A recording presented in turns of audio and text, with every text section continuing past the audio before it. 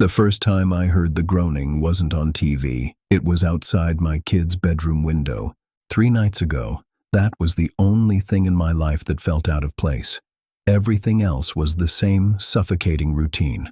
Wake up at 5:50 to the sound of the Dollar General delivery truck. Ignore the ache in my left knee as I shuffle to the bathroom, make Eggo waffles for my daughter Lila, then drag myself to my shift at the auto parts counter. 32. Divorced. Allergic to cats but stuck with one from my ex. Savings dwindling. The bathroom mirror's got a crack I keep meaning to fix but never do. My main pride is the little backyard I mow twice a week, pretending it's the only thing I can control. I'd been telling Lila the same lie for a year, that her mom's gonna call on Sundays. Every week I watch her check my battered old Samsung for missed calls, her thumb brushing the worn-out volume button. Hopeful, then blank. It kills me. Maybe that's why I'm the world's worst at discipline. She's got nightmares. She climbs in my bed. I just let her. My own dad would have locked the door. Me? I let her snore on my arm till it falls asleep every time. That night, though, her whimpering sounded different, like she'd inhaled something sharp. I bolted up, heart pounding, and stumbled down the hall. She pointed, eyes huge, at the window. It was open a crack for the breeze. Habit from the last heat wave, not that it ever helps. Outside, the groaning was slow, staggered, like someone dragging a trash bag through gravel.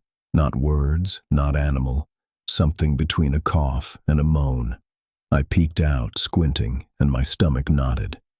There was a shape in the yard, slouched over, moving with this jerky, almost rhythmic twitch. 3 steps, stop, then 1 foot tapping on the ground in a loop. Tap, tap, tap, like a metronome gone wrong. My first thought, neighbor drunk again. But the smell punched through the screen, not booze, but this syrupy sweet rot like bruised fruit left in a hot car. My knee screamed as I knelt to get a better look. The figure lurched forward and I saw its jaw hanging sideways, skin caked in something dark. I froze, afraid to breathe, Lila clinging to my shirt. That tap, tap, tap didn't stop. I reached for my phone, but my hands shook so bad I dropped it on the bed, the cracked screen lighting up the room. The thing snapped its head toward the glow. Too fast, too direct. Its eyes were milky, not seeing but locking on anyway. And it staggered up to the glass, tapping the same bloody foot against the siding, rhythm building faster. Lila started to whimper louder. That's when the porch light from across the street flicked on and the thing jerked away, stumbling toward the road, dragging its bad leg and still tapping. I grabbed Lila, slammed the window shut, locked it, pulled the curtains. I tried to call 911, but all I got was static and some weird distorted music like a kid's toy half submerged in water. I kept the lights off, crouched by the door, holding Lila close, listening to the sound fade. My chest hurt from how hard I was breathing, and my knee throbbed, worse than ever. When I finally dared peek outside again, the yard was empty, but a dark, sticky smear stained the siding, 3 taps in a row. I was about to grab my car keys and drive to Mom's house on the edge of town, but then my phone buzzed with an emergency alert. Shelter in place. Stay inside. Do not approach anyone displaying unusual movement. And under it, a single, chilling line. They know the sound of your phone.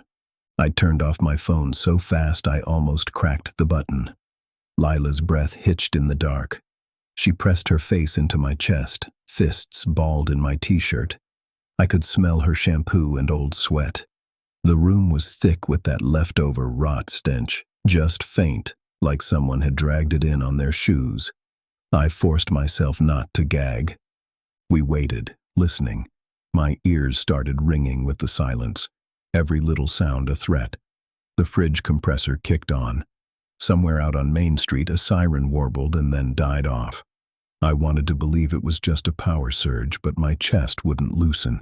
My knee ached, sharp and deep. I didn't dare ice it, not now, not with whatever was outside being drawn to lights, to sound.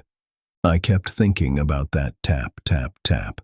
It wasn't just a quirk, It felt like a warning, or a countdown. Lila's whisper came out shaky. "Is it gone?" "I think so," I lied. My voice sounded wrong, like it belonged to someone else. I pulled the curtain back a millimeter. Nothing but darkness. But the streak on the siding gleamed in the porch light across the street. 3 marks, almost even, like claw swipes, but smeared and glistening. My stomach twisted. A faint shuffle sounded from next door, Mr. Ferris's place. He always left his TV blaring old game shows on rerun. But tonight, it was dead quiet, no flicker in his windows. I remembered how he'd given Lila a bag of mini Snickers last Halloween, his hands shaking with Parkinson's. I'd been planning to mow his lawn this weekend, an excuse to feel useful, not just broke. I checked my watch, the glow barely visible through my palm. 1:43 a.m. My mind kept cycling, go to Mom's, get to the car, but the alert on my phone haunted me. What if they really were tracking sound, light, movement? What if opening the garage triggered something? My knee screamed every time I even thought about running. The cat, Tuna, picked that moment to yowl from under the couch. Lila jumped, her fingernails digging into my side. The noise felt huge, reckless. I grabbed the spray bottle, hissed at him, desperate to shut him up. That's when I heard the answering sound from outside. 3 dull thuds on the pavement, slow and methodical. Not footsteps, more like something knocking, testing. Tap, tap, tap. It was closer this time, right by the mailbox. The air tasted wrong, chemical and sweet. Lila started to cry and I squeezed her hand. I tried to remember all the stuff they drill into you in fire safety videos. Blankets under the door, stay low, stay quiet. My mouth was so dry it hurt to swallow. I crawled to the hallway closet, found the old baseball bat from college, handle taped over where it cracked one summer. My knee howled as I crouched, but I wouldn't let go of the bat. Lila clung to my back, breathing hot against my neck. I could hear my heart hammering. No part of me believed this was some prank or drunken neighbor anymore. Something brushed against the side door, slow, scraping like wet sandpaper. The metal trash can clattered over. Another voice joined the first, a guttural moan, twisted and bubbling, followed by the same tap, tap, tap, then a third time, 3 together. I wanted to shut my eyes and wake up in the old world where my biggest problem was the electric bill. I could picture my ex's mug on the counter, half-finished coffee, a lipstick stain. That world was gone. My phone vibrated again, screen flashing through my pocket. Another alert. Block windows, avoid loud noises. If exposed, seek shelter. They're drawn to vibration.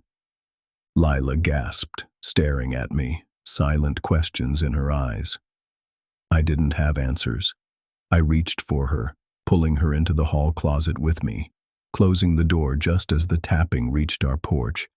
The last thing I saw through the crack was a figure, silhouette stretched by the streetlight, head cocked sideways, foot raised, waiting for any reason to start tapping again. The closet was airless, cramped. I could feel Lila shaking against me, both of us pressed between winter coats and a broken vacuum I never threw away. I wrapped my arm around her, trying to muffle any noise. My knee throbbed worse, the ache bone-deep and raw. I remembered old Little League games where I'd twist it sliding into second. Never hurt like this. I sucked in shallow breaths, forcing myself to stay absolutely still. Outside, the porch boards creaked. Something heavy dragged along them, slow and scraping. Each second felt like an hour. Lila's breathing was loud in my ear, so I squeezed her tighter, thinking about how I used to joke that she'd be a sprinter. She hated running, just like me. That felt so far away now. Ridiculous. The tapping started again, this time directly above us. It echoed down the wall, more deliberate, slower. I pressed my free hand against Lila's head, cradling her. My phone, dead silent now, felt like a grenade in my pocket. I held the bat ready but prayed I wouldn't have to swing. The only light was a sliver through the closet door, cutting across my shoe. Then, a different sound. Wet, snuffling breaths right by the mail slot. Something scraping at metal like fingernails on a tin can. My heart hammered. I could taste blood from biting the inside of my cheek. Memories flickered. Lila asleep on the couch, her mom singing off-key to the radio, the feel of home when things weren't broken yet. I wondered if this was it. If this was where my story stopped, hiding like a coward, everything I loved boxed up in a closet. A crash shattered the stillness, a window breaking at the back of the house. I almost dropped the bat. Glass rained down and something heavy toppled onto the kitchen tile. Lila stiffened. I clapped my hand over her mouth. The snuffling grew louder, joined by wet, irregular footfalls. The tap-tap-tap came from two directions now, porch and kitchen, the rhythm almost mocking. The cat, Tuna, bolted past the closet, hissing, his claws scrabbling at the floor. I cursed under my breath. One of the things in the kitchen let out a choked, burbling groan that twisted my insides. I could hear cupboards banging open, plates shattering. Then, for a horrible second, everything went silent except Lila's tiny gasp. A thump sounded against the closet door. The knob rattled, slow and searching. I dug my heels in, braced the bat against the wall. Breath caught in my throat. Lila's tears soaked my shirt. I wanted to tell her it would be okay, but I couldn't make my mouth work. The tapping began on the closet wood, deliberate and slow.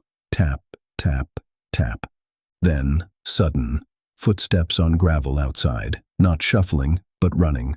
Someone yelling. Headlights flared through the slats. Tires screeched, horn blaring long and desperate. The thing at the closet door jerked away. For a moment the porch filled with light, and I saw shadows scatter across the walls. A voice cut through. "Get out now! Move!" No time to think. I yanked open the closet. Lila and I tumbled out, nearly tripping on Tuna as I dragged her toward the back door, hard in my throat. The baseball bat gripped so tight my knuckles ached. The siren outside was still wailing, headlights locked on my front steps. I didn't know if it was a rescue, a trap, or just someone as terrified as me. But it was the only chance we had. We crashed through the kitchen, glass crunching under my shoes, the air reeking of that syrupy rot. I shoved open the back door, swinging the bat wildly, half blind with panic. Lila's hand was slick in mine. The porch light from the truck out front cut through the night, catching the writhing shadows on my lawn. Two shapes lurched near the hedges, jaws slack, skin pulled tight and wrong, both pausing mid-step to tap their ruined feet in a mindless, stuttering pattern, like puppets with tangled strings. A man was out there, waving us toward the truck, yelling my name. For a split second, I recognized him. Tommy from down the street, the EMT who fixed my car last winter. His hair was plastered to his forehead, face streaked with blood and mud, but his eyes were wild and alive. "Get in," he screamed, yanking open the passenger door. I hauled Lila and the cat inside, my heart hammering as Tommy slammed the doors and jammed the lock. "Stay down," he hissed. The creatures outside pressed against the glass, their fingers leaving smears of black and red. The tapping started up, louder now, a feverish drumbeat. Tommy gunned the engine. Headlights swept over the things in the yard, their faces jerking toward the glare. One of them slammed its head against the side mirror, leaving a smear that slid slow and sticky down the window. Lila screamed as Tommy tore down the street, swerving around abandoned cars and garbage bins, the siren wailing behind us. We fishtailed onto Main, the world outside a smear of shadows and red lights. The town looked gutted. Storefronts were dark, windows shattered, alarms ringing to no one. I kept my arm wrapped around Lila, feeling every shudder in her tiny frame. Tuna hid under my seat, yowling every time we hit a bump. Tommy barked, "They're everywhere now. Anyone moving they find, they tap before they break in. It's like they're calling to each other." His hands shook on the wheel. "Phone's dead, radios too. Only safe place is the old storm shelter at the edge of town." "Maybe," We sped past Mr. Ferris's place. The porch was caved in. I saw a shape hunched by the steps, tapping its foot, head swiveling toward the truck. Lila sobbed, muffling her mouth against my arm. I remembered the picture in my wallet, her grinning on her first bike, helmet too big, scab on her knee. I wondered if that world could ever come back. Tommy slammed on the brakes by the shelter, threw open the door. "Go!" he yelled. We bolted out, ducking into the concrete bunker as more figures crawled out of the dark, tap, tap, tapping all the way to the threshold. The door slammed shut behind us, heavy as a vault.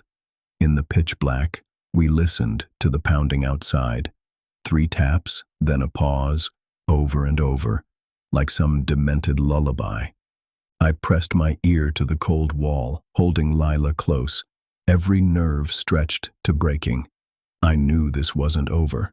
Maybe it never would be. But for tonight, in the dark, we were still breathing, still hoping the tapping wouldn't start again from inside. If you made it to the end, you know survival can come down to one bad night and a single desperate decision. If this story got your heart pounding, hit that subscribe button for more true American nightmares, because next time it could be your small town on the line. Stay safe, stay quiet, and if you hear tapping at your door, don't answer.